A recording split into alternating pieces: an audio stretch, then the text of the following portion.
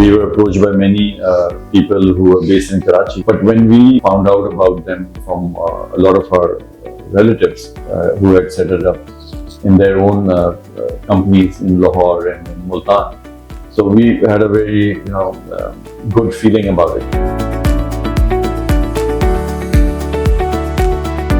And the actual process has been also very smooth. They've been very cooperative in many things. I would think that we made a good choice.